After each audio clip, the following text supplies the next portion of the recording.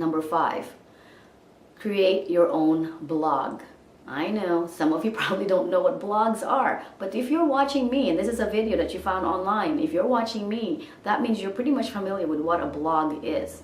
A blog is short term for web blog, which means that if I want to share information and ideas with you, I have this site. It's like my website, but it's a site that is interactive, which means that I update it on a regular basis, and my friends are able to leave comments there, and I'm able to reply to their comments. And it's just a great way for you to actually connect with the people who would like to have more information about you. And yes, there's some websites out there that say about us, but sometimes that's not enough. If you were to continually build relationships with people, they need to be able to go to a blog, find out more about you, find out what you're doing. People are curious, you know, because they probably want to emulate what they're doing. They probably want to copy what you're doing or do the same thing you're doing. If they see you successful, they want to follow your footsteps, and there's nothing wrong with that. That's the most flattering thing, actually, that anyone can do. So yes, find out more about blogging.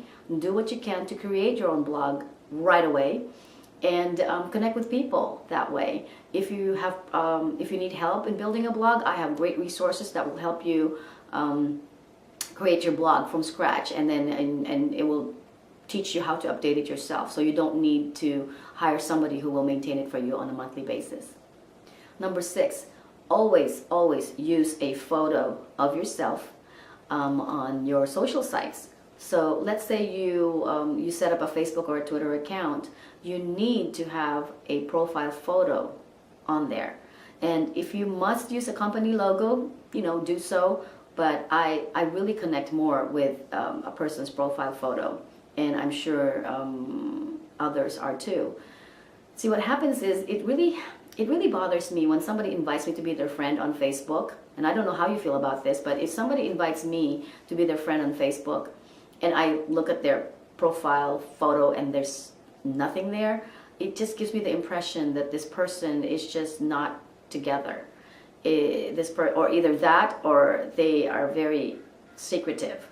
See, that's the other key thing to remember when you're doing social or relational marketing is there's some sort of transparency. You have to be transparent. People like honesty. People like transparency. And how transparent can you be if you can't even post a profile photo? Or and some of the tweeters are the people who are using Twitter. A tweet is an entry on Twitter. That's a side note.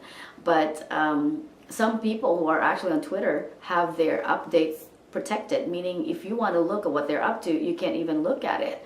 And if you're going to be that way, then don't even bother Twittering or Facebooking, because you become a relational marketer. As a relational marketer, you need to become transparent so you can connect with these people.